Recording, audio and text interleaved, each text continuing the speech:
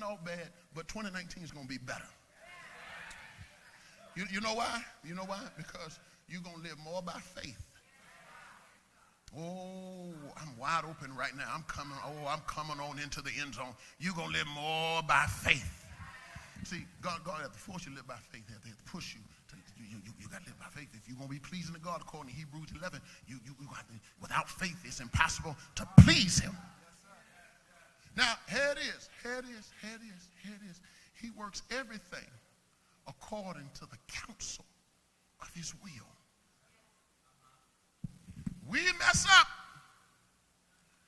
when we pray our way and not his will.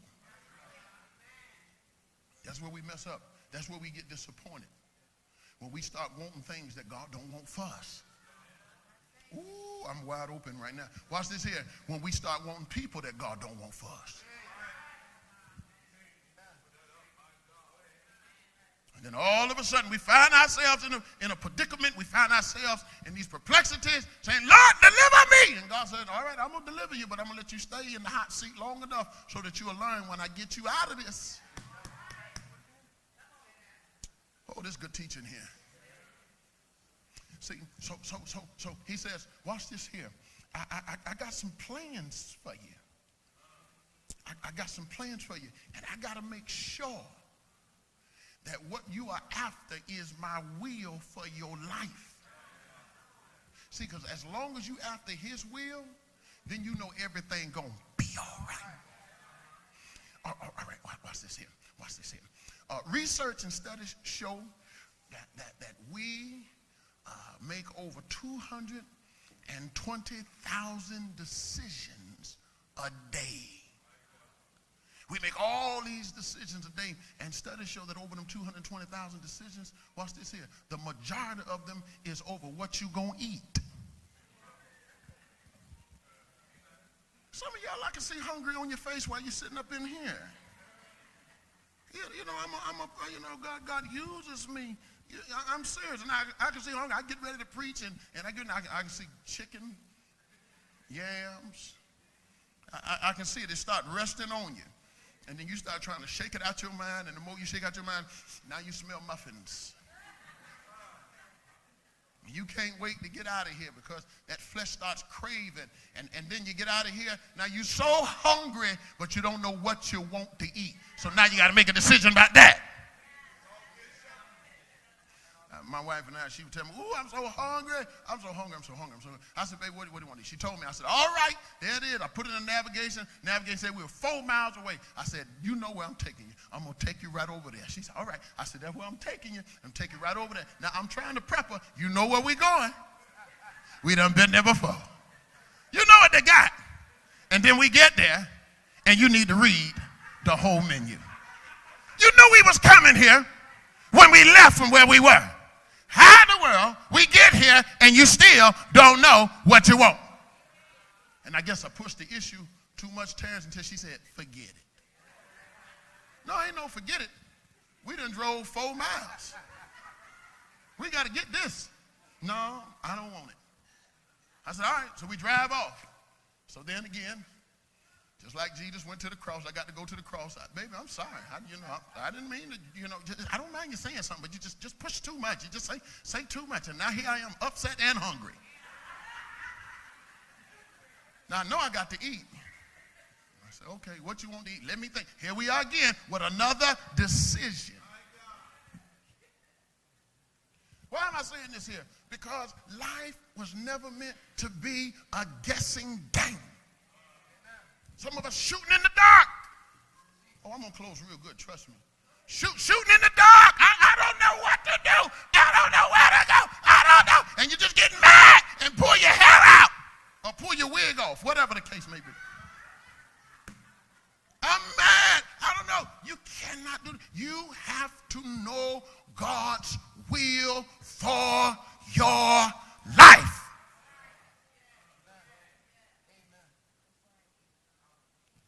I'm 46. I know I don't look it, but I'm 46. Sometimes you got to pat yourself on the back. I'm 40. Little fellow tell me the other day. I said, how old are your parents? He said, they about your age. I said, how old? He said, they about 56, 57. I said, you got to be kidding me. 56, 57. That's why God ain't going to bless you. But at 46 years of age, I don't have a whole lot of margin for error. I can't be guessing at life, shooting the crap. No, I need to know what God wants me to do when he wants me to do it. Where he wants me. God, you got to tell me what to do because I got folk following me. Got a whole lot of responsibilities. And I can't be guessing through life. But I got my wife and children hanging in the balance. So what are you saying, preacher? God, give me your plan. How you know, the Bible talks about that in Proverbs 3. It says, trust in the Lord with all thine heart. Lean not to thine own understanding. In all thy ways do what? And he shall what? Am I by myself? I had to guess at some things in 2015, 2016, 2017, 2018. But would you look at your neighbor and tell your neighbor, your guessing days are over. Your guessing days are over. Now you got to be careful, be careful, be careful, be careful. Because God got plans for you. And just as sure as God's got plans for you, the enemy is out to pervert those plans. He's out to pervert them. Look at somebody tell him he's out to pervert them. He's out to pervert them. And if he can pervert the plans, one of the ways that he perverts the plans is keeping you away from hearing God's will. He's subtle. He's subtle. He's cunning. He'll get in there. He's subtle. He's cunning. He'll get in there and then start questioning what you know God told you to do. And he'll deceive you and then cause you to make a decision. And you start rejecting God's will. You start rejecting God's way. And you have to check yourself. Check yourself. Constantly. Somebody say check yourself. Check yourself. Check yourself. Check yourself before you mess up. You have to constantly check yourself. And what you have to do is according to Luke 22, Daddy, we have to stay in prayer. You know, I'm going to be open and very transparent to you. The Bible says much studying of the word, wearying of the flesh. I got here yesterday about 7 a.m. And I was back there with my Bible open. I was telling Deke, he and I was talking 7, 8, 9, 10, 11, to about 11:30, sitting right there with my Bible open. And watch this here. As soon as I close my Bible to go get me some lunch, here come the enemy. Y'all help me. Here come the enemy trying to attack me. I just finished being in the presence of God. Yonder comes the enemy trying to pervert. Now, if it's this hard with God, look at somebody and tell them how the ham and cheese you do it without them.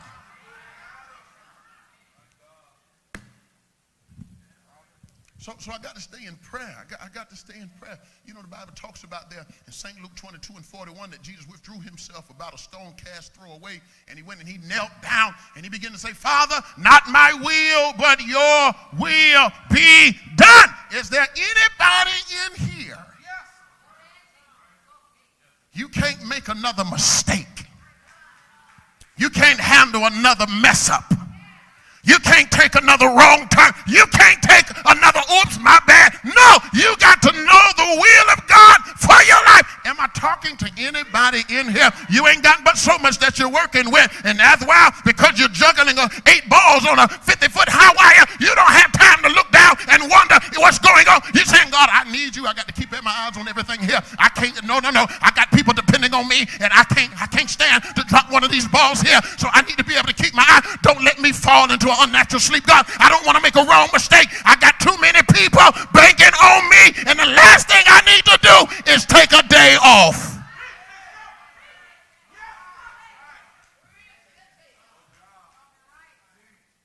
You're not careful. Ooh, I told D on the way to church today I had to wind down the window.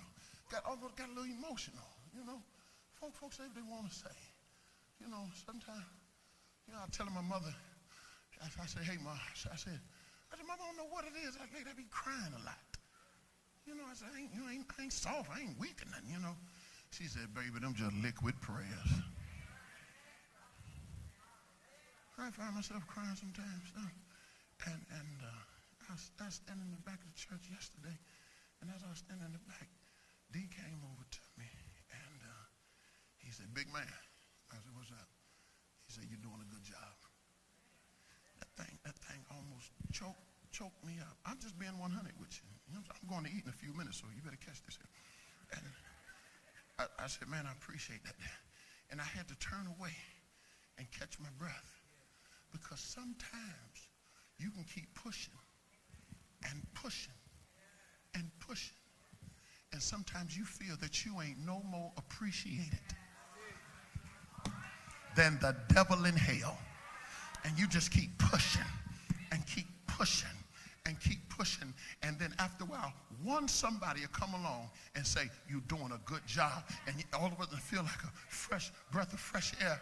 And then all of a sudden, you keep finding yourself saying, how God am I making it? And God saying, the reason why you making it, because even while you feel that nobody appreciates you, I'm still leading and guiding you in my plans. Would you look at somebody and tell them, even when I didn't understand his plans, I was still in his plans. And he told me to tell you that when you think about your destiny, I'm going to preach here, that guess what? I got plans for you. That's Jeremiah 29:11. And when you fell into the place of a deficit, I still had plans for you. That's John 6:5-6. When you got to the place you wanted to know what to do with your income taxes, I ain't getting no help right there. I still had plans for your dividends.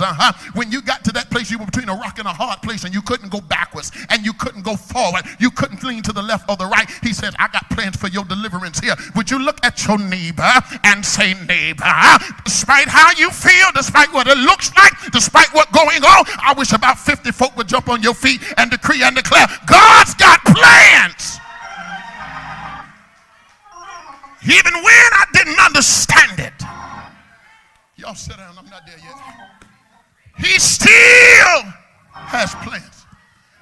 Turn me up, bro, let me ride right here. He still had plans. And sometimes that thing can hurt so, that thing can hurt so bad. It can hurt to the place to where it can make you bitter, Joe. And you just start feeling like, does anybody care? And you know what? That's how the Apostle Paul was.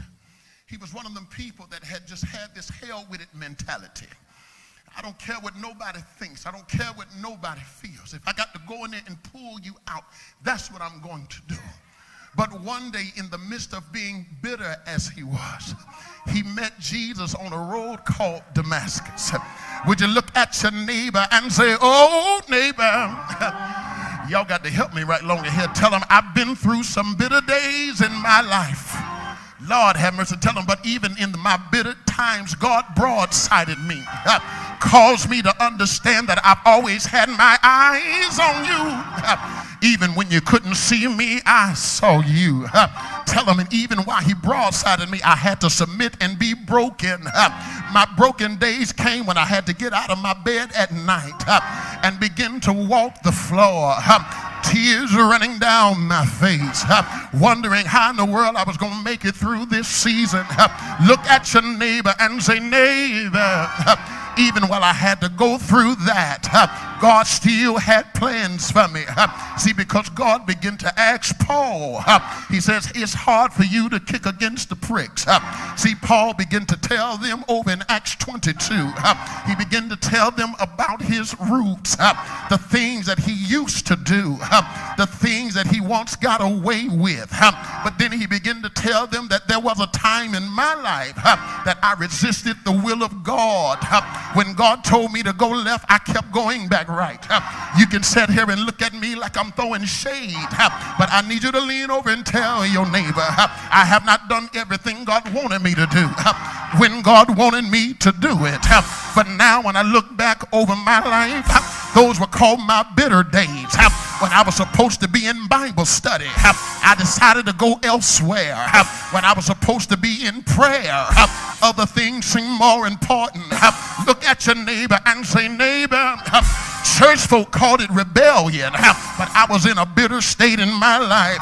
I know that might be too real for some of y'all because you want everybody to think that you dotted all of your I's and crossed all of your T's.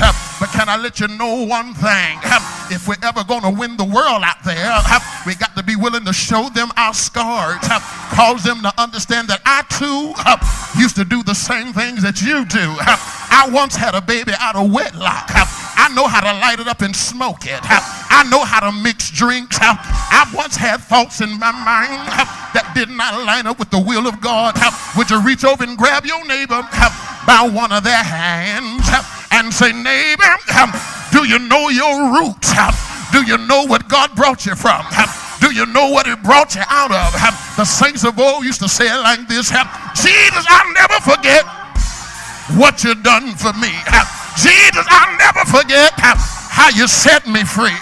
Jesus, I'll never forget how you brought me out.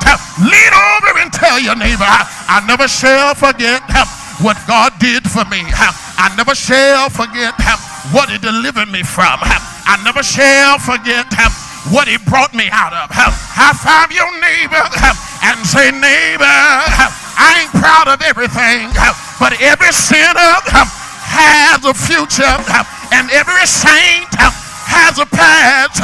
Somebody say, yeah. Well, those were the times that I begin to resist God. When God would begin to tell me which way to go, I would begin to shake my head and say, I'm 3 times 7 plus 11. I'm grown enough to make my own decisions. I know I told them I'll serve in this place, but now I got other plans. Look at your neighbor and say, neighbor, those were my bitter days. Paul said I would persecute them, the deaf, the blind, and the halt, and would drag them out and deliver them, some of them even unto death. But look at your neighbor and say, neighbor, even in my resistance, God gave me a revelation. Am I talking to anybody that your testimony would be when I resisted Him, He still revealed Himself unto me? That was my bitter days, but the revelation was Him broadsiding me.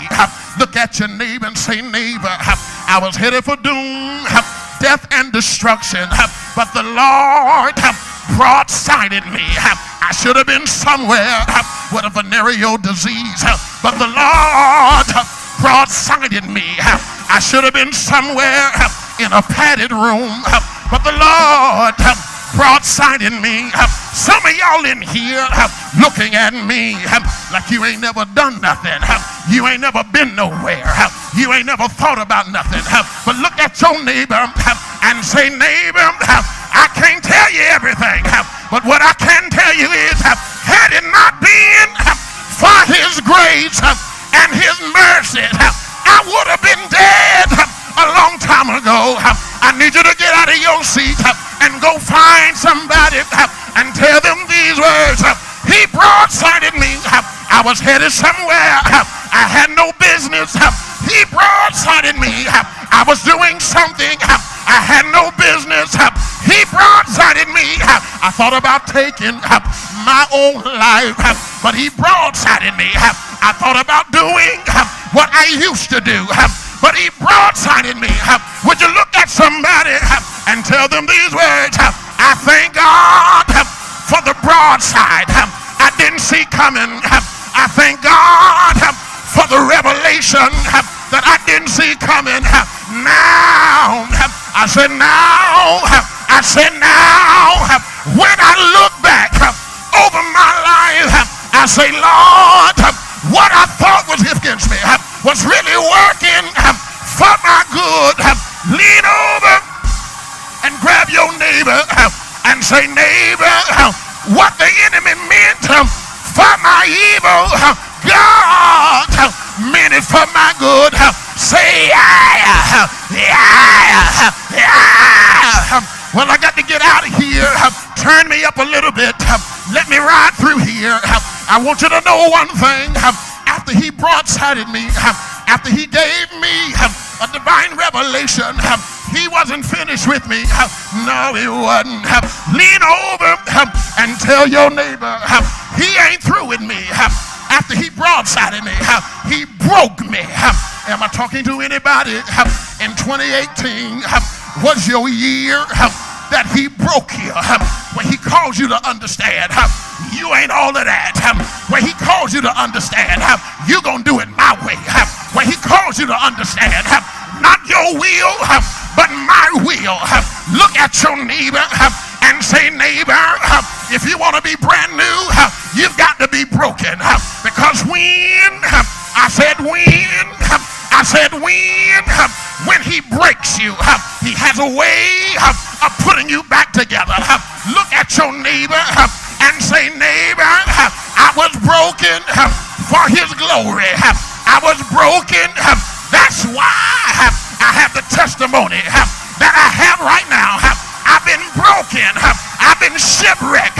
I've been tossed. I've been turned around. But thanks be to God, I'm still here.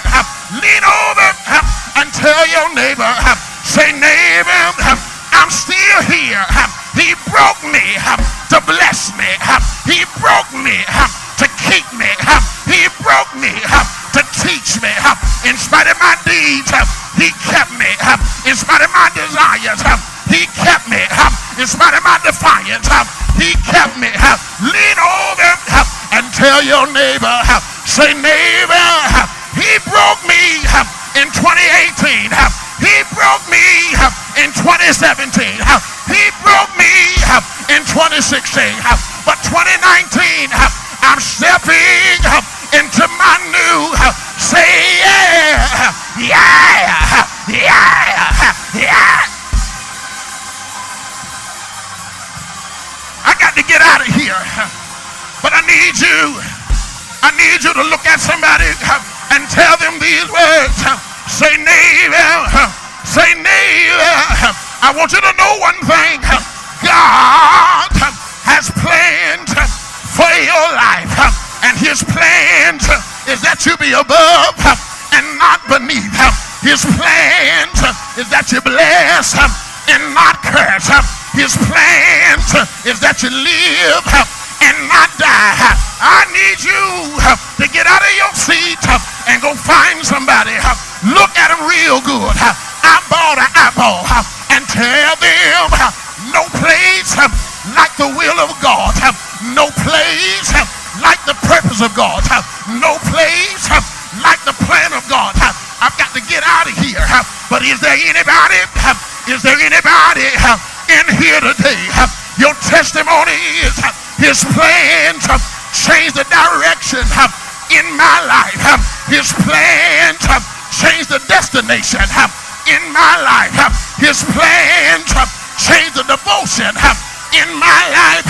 I dare you to run to somebody and tell them I was sinking deep in sin, far from the peaceful shore, sinking deep within, sinking to rise no more.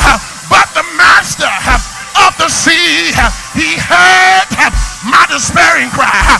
From the water, he lifted me. Now saved am I. It was love that lifted me when I was going the wrong way. He loved me when I was doing the wrong thing. He loved me when I said the wrong thing. He loved me.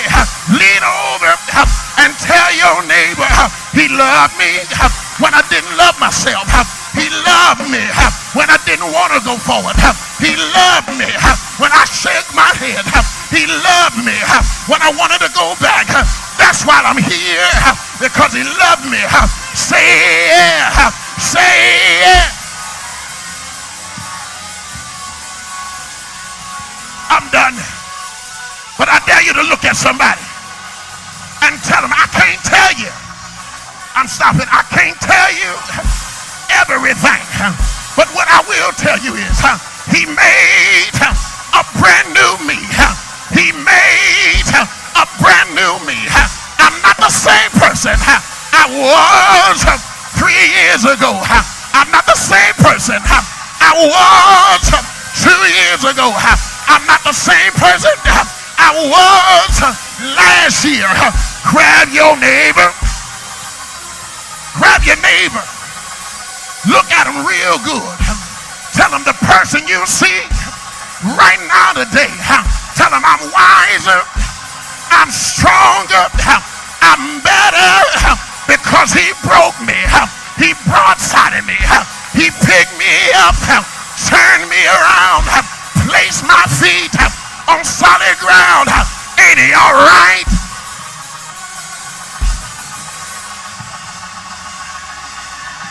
I wish somebody would open your mouth and bless the God that broke you. I wish somebody would open your mouth and bless the God that broadsided you.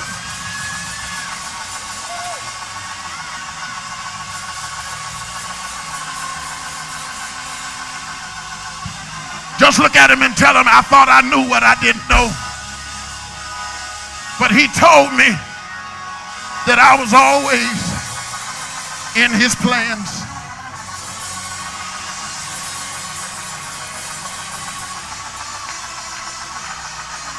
My bitter days are over.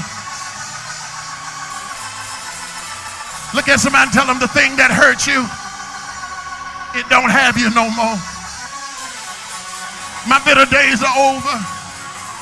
The thing that broadsided me, it was working for my good. This just didn't happen to me, it happened for me.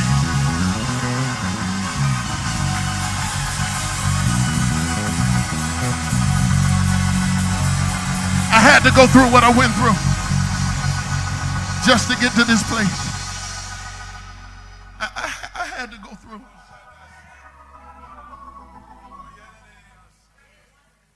In my own plans, can I be honest with you?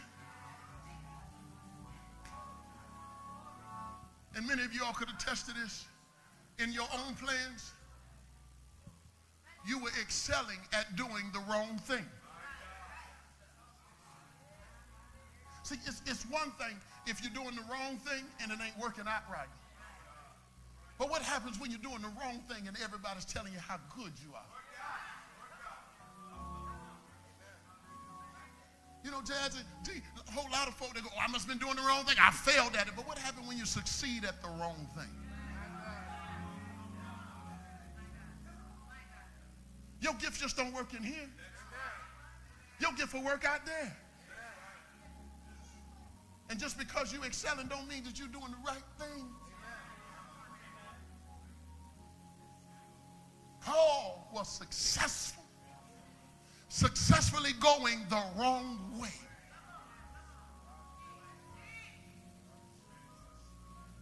But out of nowhere, what happened? He couldn't see anything. He was broadsided. What in the world just took place? And the people that he ended up leading had to then turn around and lead him. You better be careful how you treat the people who you perceive to be beneath you.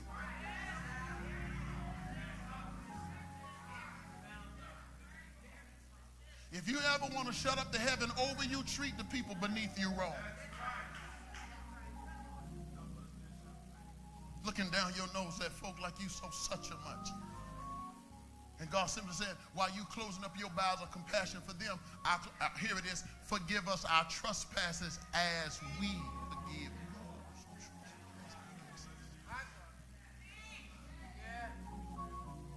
That's my greatest fear, is to be successful at the wrong thing.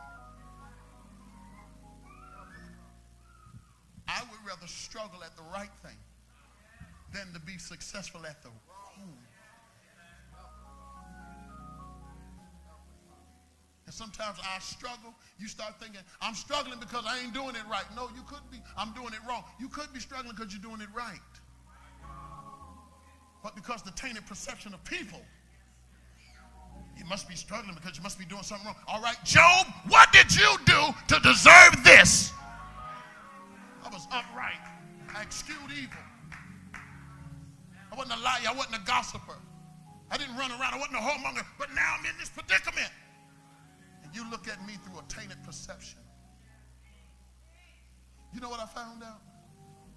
People don't see things as they are. They see things as they are. And they'll look at a thing through their own eyes and go, shame on you, shame on her. But not understanding that, guess what? God's got plans. Don't try to force your plans and put his plans to the side. Who told you that the mark of success was driving a Bentley and living in a gated community? Who painted that picture for you? That got you out here in a rat race. That if you don't pass the 3,000 people, you're not successful. Let me tell you something. I'd rather be faithful over 300 than to have 30,000. Who told you that? And be unsuccessful. One day I was talking to God. I said, God, and I'm just being honest with you. I said, God, the way you use me, there comes a point in your life to where it's not arrogance. It's a confidence. And it's not being conceited. But after a while, you just realize you're good at what you do. And when you get to that place, trust me, some people are going to walk away from you. Because some people, they're banking on your insecurity. As long as you don't know who you are, they good, Derek. But when you realize, man, I'm good at this.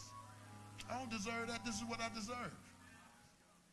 And I got to a place one day, I said, God, the way you anoint me, the way you allow me to go places and preach and raise money and do so on and so forth, and then I got to come home and deal with a couple hundred people.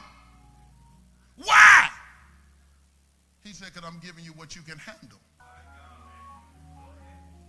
See, we don't like that.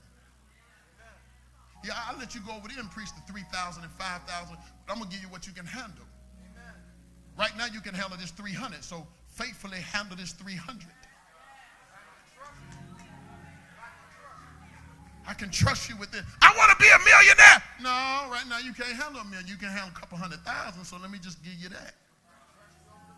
But I want this. Why do you want this? Because you want to be like Israel. Give us a king like all the other nations. And then he dropped 20 million on you, and then you can't handle the pressure that comes with it. Because it wasn't his plan. Now everybody hates you. I met a guy that hit the lottery. Hit it for $2 million. He was living on the street. He said, man, I hit my wife and I.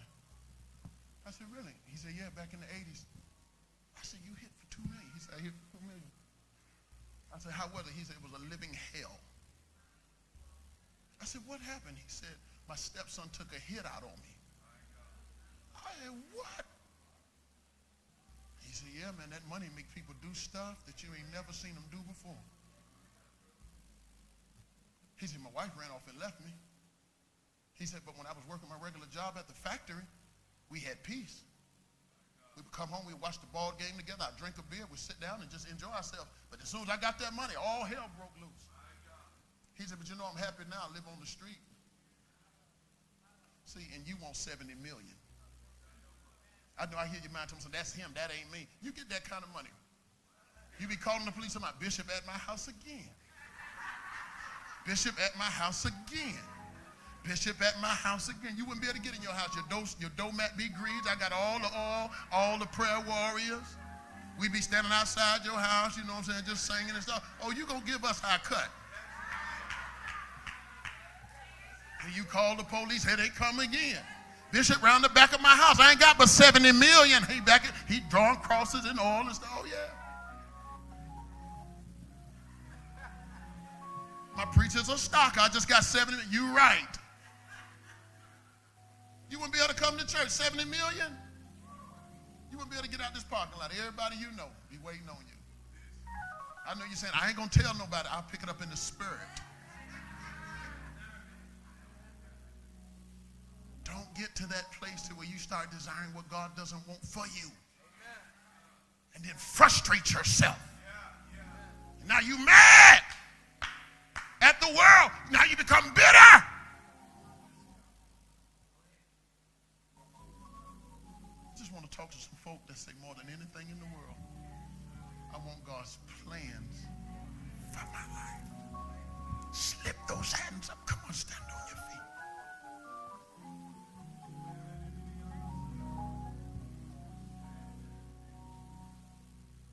If I never make $1 million, God, I want to be in your will.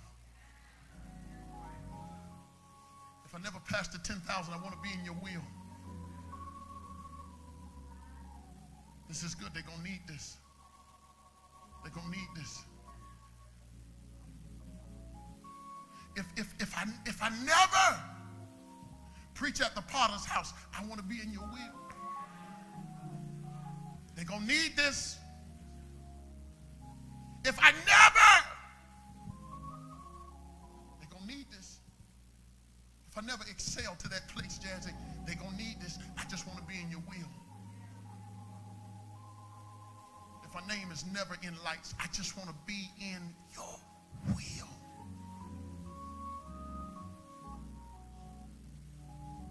Every eye closed, every head bowed, they're going to need this.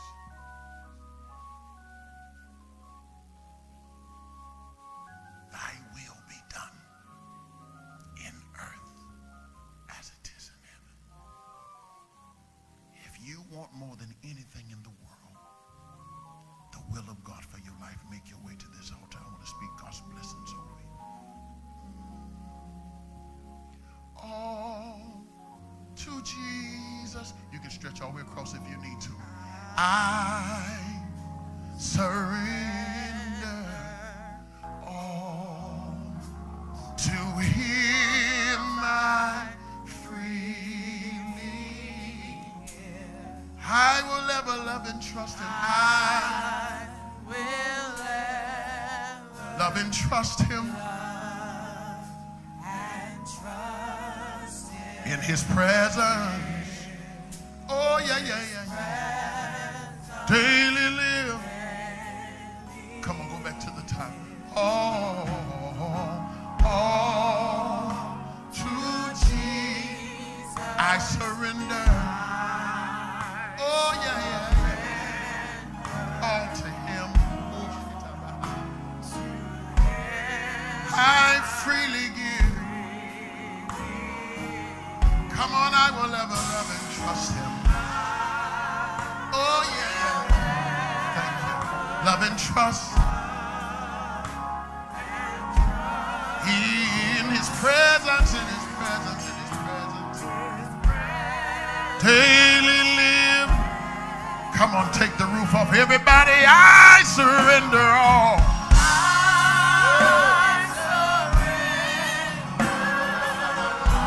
If you want to kneel at the altar, it's fine. Come on, I surrender all. Yeah, yeah, yeah, yeah, yeah, yeah. Oh, all to Thee, all to Thee, all to Thee. My blessed Savior. Oh, yeah, yeah. Come on, one more time, everybody. Slip those hands up as high. You see God taking you.